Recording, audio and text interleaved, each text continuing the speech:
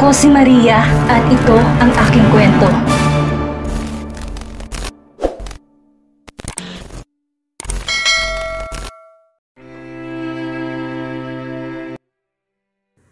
Ramdam na ni Shawnee ang takot sa dibdib niya. Hindi niya alam kung saan siya magtatago kung sakaling malaman ng mga festejo ang mga ginagawa niya kay Carmela. Hindi niya akalain na mamahalin ng sobra ng mga festejo si Carmela. Tinanggap nila ito na parabang tunay nilang anak. Hinilot ni Shawnee ang sentido niya. Nag-iisip niya siyang tumakas at umalis ng bansa pero ayaw niya pa rin isuko ang kumpanya dahil gustong-gusto niyang maangkin ito. Dahil kapag tumakas siya, ibig sabihin lang noon ay sumuko na siya at hinayaan si Carmela na manalo. Sa tingin ko, kailangan ko ulit gawin sa yung ginawa ko sa inyo noon ni Trina. Kailangan mong mamatay sa aksidente. Yun na lang ang huling paraan na naiisip ni Shawnee para tuluyan ang mawala sa landas niya si Carmela. Kapag nawala kayong dalawa sa landas namin na anak ko, si Sofia ang magiging tagapagmana ng kumpanya dahil siya na lang ang nag-iisang hidalgo. Kung hindi mo lang ako tinalikuran, Marvin, hindi kita idadamay sa mga plano ko. Aniya pa sa sarili niya. Tiningnan ni Shawnee ang laman ng bank niya. Kailangan niyang malaman kung kaya niya pa bang magbayad ng taong mauutusan niya para patayin si Carmela. Binuksan niya ang drawer niya sa kanya kinuhang maliit niyang baril. Mahigpit niya itong hinawakan. Kung sakali mang hindi na naman siya magtagumpay sa pagpatay kay Carmela, siya na mismong papatay dito. Kinuha niya ang cellphone niya at tinawagan si Manager Cruz.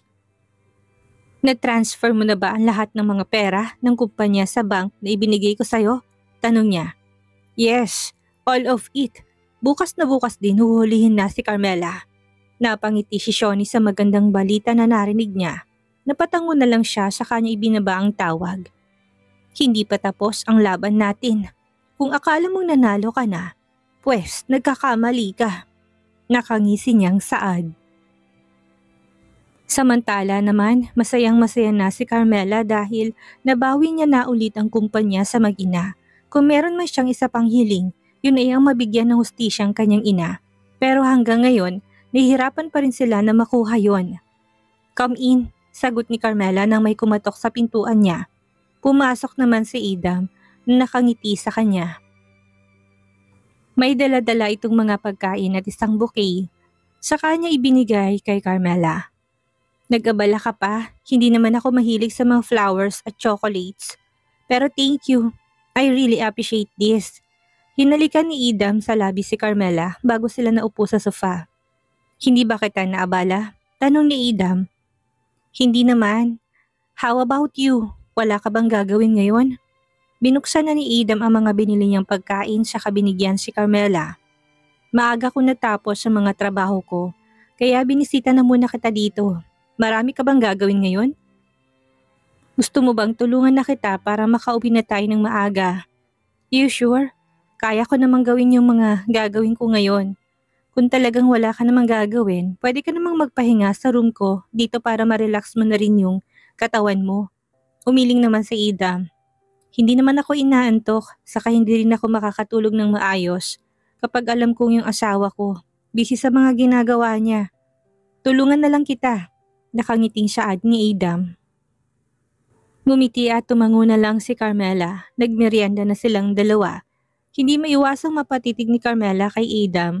Hindi niya akalain ng lalaki inalok niya ng kasal para lang makapaghiganti kay Sofia ay mamahalin niya.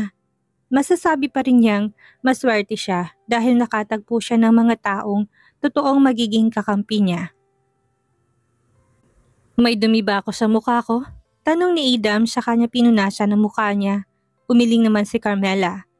Nakakamanghalang no kung paano kumilos ang tadhana, kung paano tayo paglaruan. Akalain mo yon, ikinasal tayong dalawa na hindi man lang natin alam na ikaw palang ama ng mga anak ko. Natutunan mo akong mahalin at hindi ka rin naman mahirap mahalin dahil ipinaramdam mo talaga sa akin ang totoo mong nararamdaman. Sa tingin mo kaya malalaman mong may mga anak ka kung si Sofia ang napakasalan mo? Napaisip naman si Idam sa mga sinasabi ni Carmela. Sa tingin ko, oo, blessing in disguise ang ginawang paninira ni Ruel sa akin noon. Kung si Sofia ang napakasalan ko, malalaman ko pa rin kung sinong babaeng nakasama ko noong gabi sa hotel 5 years ago dahil kay Ruel. Sagot niya. Napaisip naman si Carmela saka siya napatango.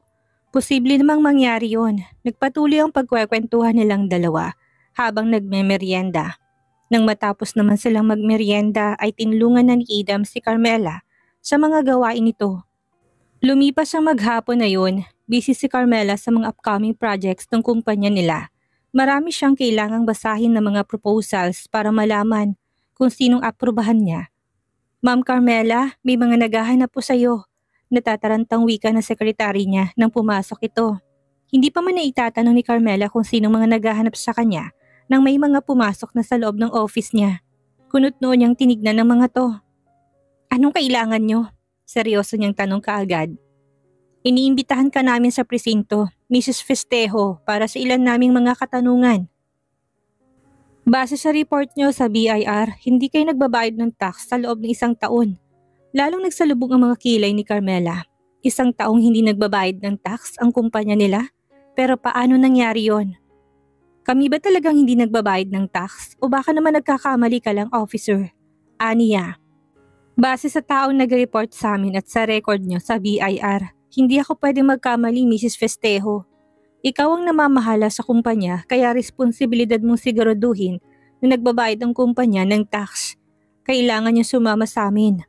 Hinila na ng lalaki si Carmela palabas ng office niya. Napapatingin ng mga empleyadong nakakita sa kanya. Officer, tama ba ako ang huhulihin niyo o ang stepmom ko?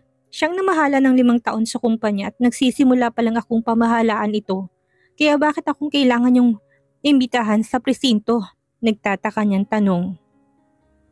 Base sa nalaman namin, ma'am, 1 taon nang ikaw ang namamahala sa kumpanya.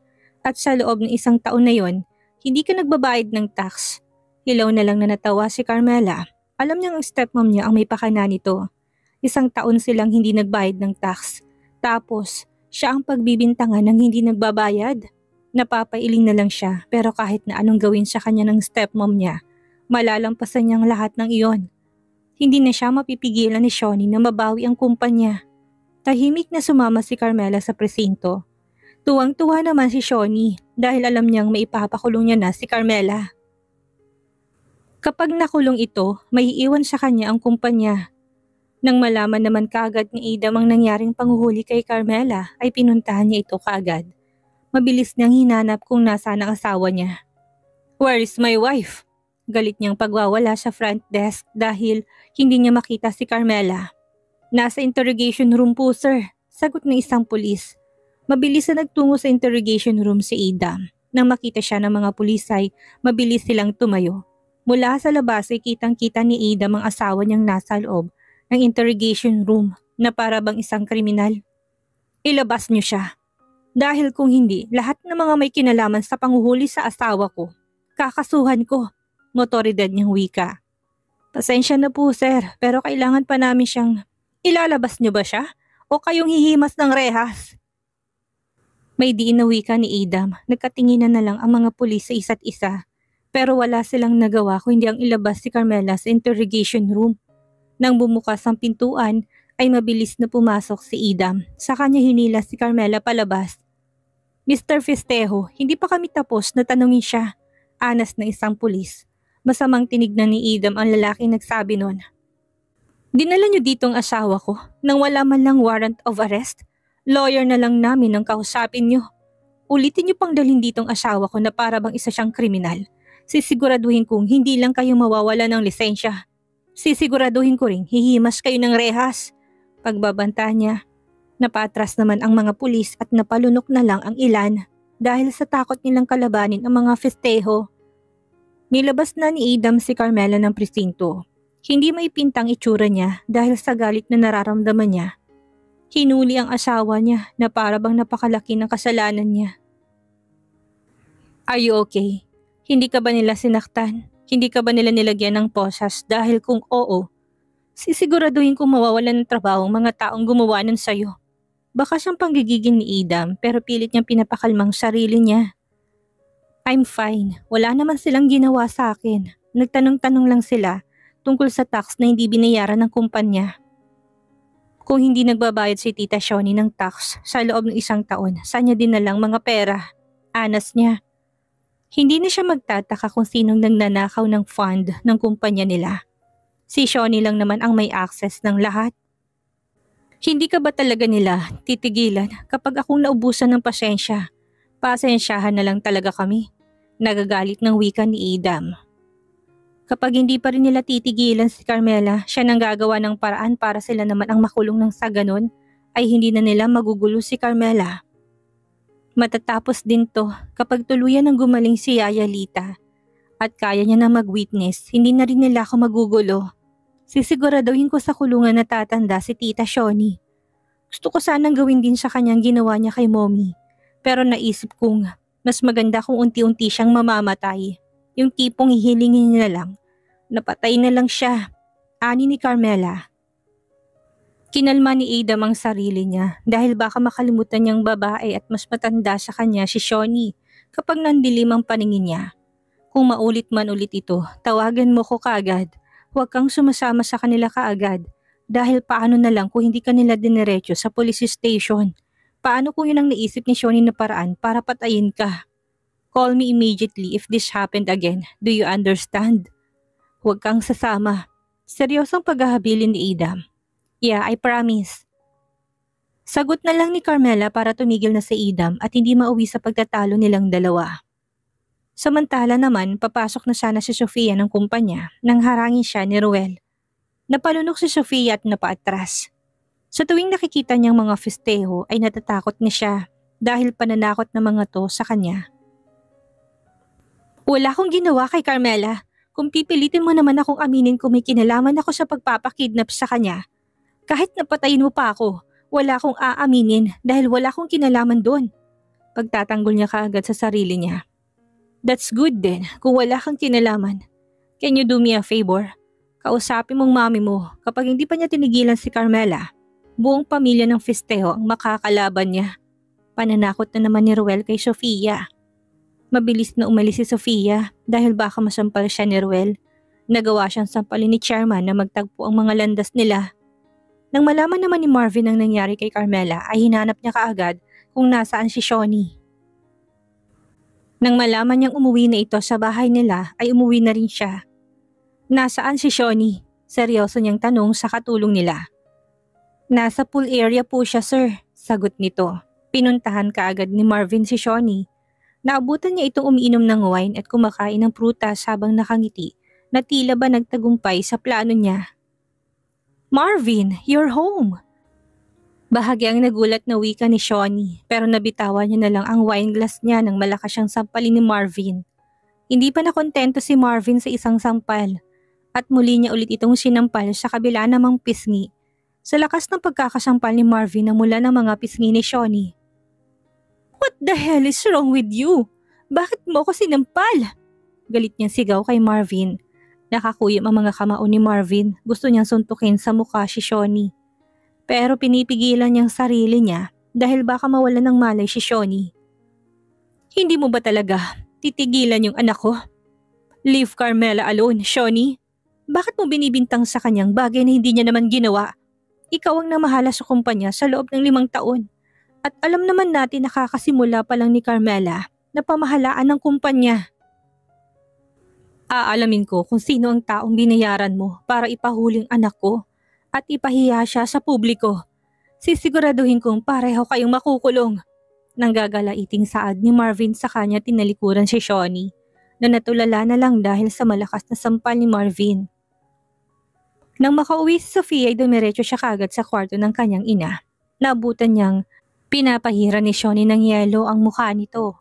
Kitang-kita ni Sofia ang pamumula ng pisngi ng kanyang ina. Kayo bang nagpa-aresto kay Carmela? Mom, tama na! Sumusuko ng wika ni Sofia. Takot na siya sa mga pagbabanta at pananakot ni Ruel sa kanya at ng mga festejo. Ginagawa ko ang lahat ng ito para sa'yo. Ayaw kong bumalik na naman tayo sa kung anong buhay natin dati. Dapat tinutulungan mo ko, hindi yung pinipigilan mo ko sa mga plano ko. Tama na, Mommy. Wala na tayong magagawa dahil masyado na makapangyarihan si Carmela.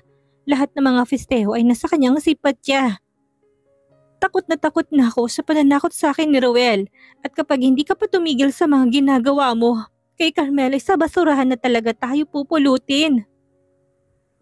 Huwag yun nang palalain pa yung sitwasyon. Hayaan na natin si Carmela at ibigay na lang natin sa kanya ang gusto niyang katahimikan.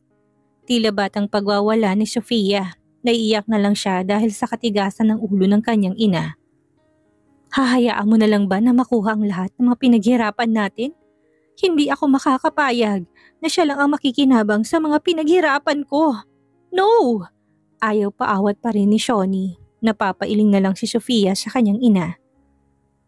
Pagod na ako. Maswerte na ako napatawad ako ng mga festejo dahil sa panlulokong ginawa ko sa kanila.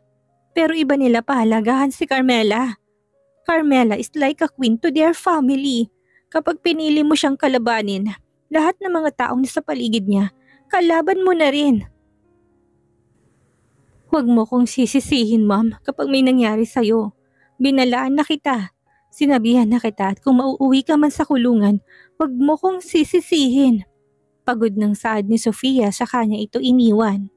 Magpapalipas na lang muna siya ng araw sa hotel. Hindi na rin muna siya babalik ng kumpanya para hindi rin siya mapag-initan ng mga festejo, lalo na't ayaw magpaawat ng kanyang ina. Lumipas pa ang mga araw, magkasama si Carmela at Ruel na pinuntahan ng mga clients nila. Tig-isa sila ng sasakyan dahil hindi naman sila sabay na pumunta sa meeting place. Humingi ng sorry si Carmela dahil hindi sila nakapunta noong nakaraang meeting nila. Dahil sa hindi nila inaasahang pangyayari. Nang matapos ang meeting ay nauna na si Carmelang umalis pero habang nasa kalagitnaan siya ng biyahe, ay napahinto siya sa gilid dahil naramdaman niya ang pag-flat ng gulong niya. Bumaba siya ng sasakyan at tiningnan ang gulong niya sa likod. Napapahilot na lang siya sa sentido niya. Napakainit pa naman at hindi niya rin kayang ayusin ang mag-isang gulong niya. Kaya bumalik siya ulit sa loob ng sasakyan niya para magpalamig. Tinawagan niyang sekretary niya para sunduin siya sa location niya. Sa loob na siya ng sasakyan naghihintay dahil wala naman siyang pwedeng silungan.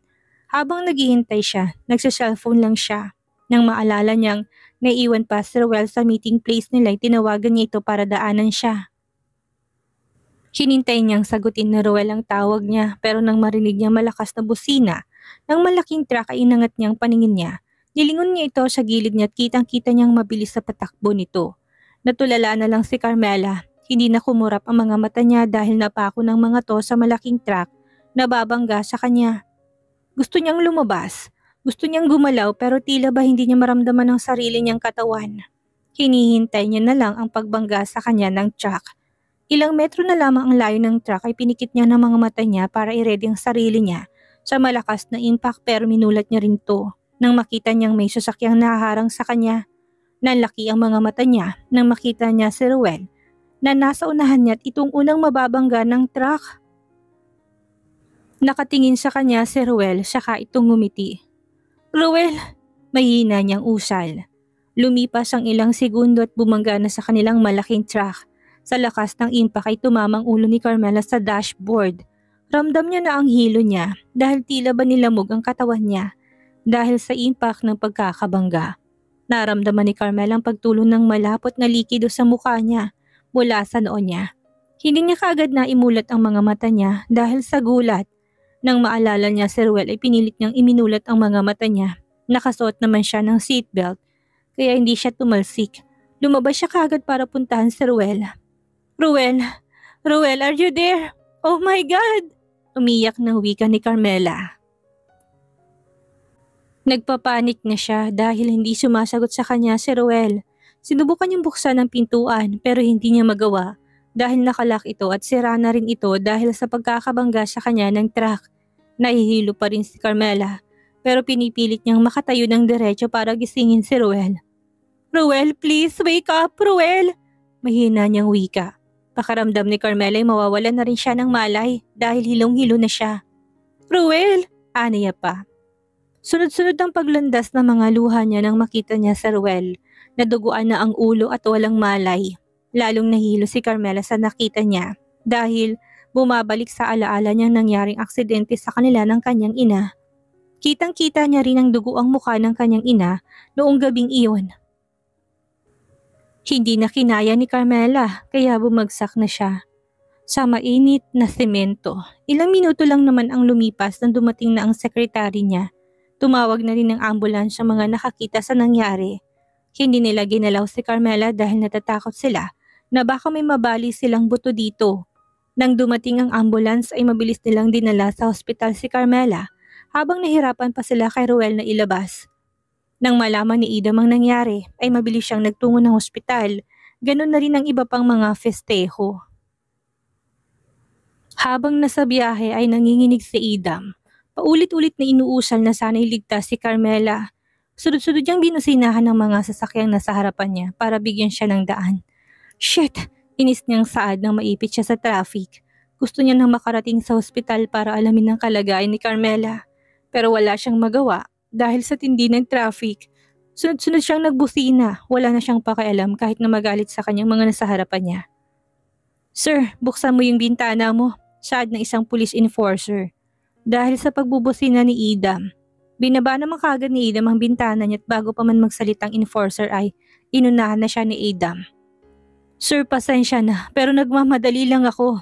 Naaksidente ang asawa ko at dinala siya ngayon sa ospital. Wala siyang ibang kasama dun kaya nagmamadali ako makarating. Pagpapaliwanag niya. Ganun po ba sir? Sige po sir pero mag-iingat po kayo. Anas naman ng pulis saka umalis. Nang lumuwag naman ng traffic ay mabilis na pinatakbo ni Idam ang sasakyan niya hanggang sa makarating siya sa ospital kung saan dinala si Carmela. Miss, saan dinala si Carmela Festejo? She's my wife. Natataranta niyang tanong kaagad sa nurse station. Tinignan ng nurse sa computer niya kung may pasyente bang Carmela. Diniretso po siya sa OR sir. Sagot naman ng nurse. Galit na napahampas sa counter si Ida. Nagtungo na siya sa waiting area ng operating room. Ano bang nangyari kay Carmela? Bakit kailangan sa operating room siya idiretso? Gaano kalalang kalagayan niya? Mga katanungan sa isip ni Idam. Habang naghihintay siya sa labas ay hindi siya mapakali. Pabalik-balik siya naglalakad sa labas ng operating room. Dinerecho rin sa operating room si Ruel. Nagsidatingan na rin ang mga festejo at lahat sila ay naghihintay sa paglabas ni Carmela at Ruel mula sa operating room. Tahimik lang silang lahat habang naghihintay. Napatingin na lang silang lahat kay Idam nang bigla nitong sinuntok ang pader dahilan para dumugo ang kamao niya.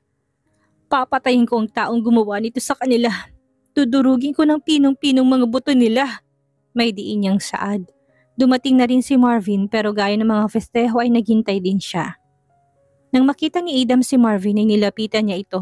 Nakakuyom ang mga kamao niya kaya hinarangan siya ng kanyang ina. Anak, please calm down. Pakiusap niya dito pero na kay Marvin ang tingin ni Idam. Hindi mo ba talaga kayang kontrolin ang asawa mo, Mr. Hidalgo? Walang ibang gagawa nito sa kanila kung hindi si Shoni. Wala ka man lang bang gagawin para sa anak mo? Bakit hindi mo malang magawang protektahan ang legal mong anak sa killer mong kabit? Nang gagalaiting sigaw ni Idam. Pinigilan na rin ni Jackson ang anak niya dahil baka bigla nitong masuntok si Marvin sa tindi ng galit. Napayuko naman si Marvin, nahihiya siyang harapin pang mga festejo. Pasensya ka na, iho. Tama ka. Wala akong kwentang ama kay Carmela. Aniya, hilaw na lang na natawa si Idam. Wala ka na nga kwenta sa kanya. Hindi mo na nga siya nagawang protektahan noon hanggang ngayon pa rin ba? Harap-harapan ka ng ginagago ng kabit mo. Pero wala ka pa rin ginagawa. Hindi ka naman paralisado, Mr. Hidalgo. Pero wala kang kwentang ama. Adam, stop it. He's still your father-in-law. Sigaw ni Jackson. Don't worry, I understand. Ani ni Marvin. Aalis na lang muna ako. Pasensya na. I'm sorry about his action. Sana niintindihan mong nadadala lang siya ng matinding emosyon. Hinging paumanhin ni Jackson kay Marvin. Tumango na lang si Marvin saka siya tipid na ngumiti. Pinili niya umalis na muna at maghintay sa ibang lugar para maiwasan nilang gulo sa waiting area. Makalipas ang ilang minuto ay nilipat na rin sa private room si Carmela, maayos ng kalagayan niya. Habang si Ruel naman ay diniretso sa ICU dahil mas malala ang natamo niya. Naupo kaagad si Idam sa gilid ni Carmela, tinawakan ng kamay nito. Dire-diretsong tumulong mga luha niya habang hinahalikan niyang likod ng palad ni Carmela. Pigil ang hikbi niya. Natatakot siyang mawala sa kanya si Carmela. Hindi niya alam kung kakayanin niya ba kapag nangyari yun. Babe, please wake up. Huwag mo naman akong takutin oh. Alam mo naman kung gaano ko. Takot na takot kapag ikaw ang nawala sa akin. Kaya kong isukong lahat. Kaya kong mawalang meron ako pero kayo na pamilya ko. Namamatay ako kapag kayo na nawala sa akin. Nahihirapan niyang wika dahil sa hikbi niya. Hindi na muna pumasok sina Maria para bigyan ng oras at space ang anak nila na makasama si Carmela. Lahat sila ay nag-aalala sa kalagayan nilang dalawa ni Roel. Hindi binitawan ni Adam ang kamay ni Carmela. Hinihintay niya itong magising pero sumapit ng gabi. Hindi pa rin siya nagigising. May bandage sa noo si Carmela dahil sa pagkakauntog niya sa dashboard. May ilang galos siya sa braso dahil sa mga nabasag na salamin. Hindi umaalis si Adam sa tabi ni Carmela dahil gusto niya siya na unang makakita ni Carmela kapag nagising ni ito. Gustong puntahan ni Adam ang taong gumawa nito kay Carmela para gumanti pero ayaw niyang iwan dito si Carmela kahit na may makakasama naman ito. Samantala naman umalis na muna si Marvin ng hospital kanina. Nagutos siya kaagad na hanapin ng driver ng truck na bumangga sa anak niya. Gusto niyang kausapin si Shoni at tanungin ito kung may kinalaman ba siya sa nangyaring aksidente pero alam niya namang hindi aamin si Shoni. Habang kumakain naman si Sofia sa loob ng kwarto niya sa hotel ay nakita niya sa balita ang nangyaring aksidente kay Roel at Carmela. Napaawang na lang ang labi niya at napatulala dahil sa laki ng damage ng dalawang sasakyan. Napalunok si Sofia. Iniisip niya kung may kinalaman bang mommy niya sa nangyaring aksidente. Sinadyang aksidente. Usal niya nang marinig niyang sinabi ng reporter. Kung mommy niyang may gawa, sa aksidente siguradong galit na galit ang mga festeho sa kanila. Nangihinang sumandal si Sofia sa sofa. Ano bang pumapasok sa isip niyo, Mom? Sana lang ay nagkakamali lang ako ng iniisip. Sana lang ay wala kang kinalaman. Ano ang gagawin ng pamilya festeho ngayong patuloy na ginagawa ng masama ni Shoni si Carmela? Magawa kayang malusutan ni Shoni ang gulong pinasok niya? Yan ang ating aalamin sa susunod nating kabanata.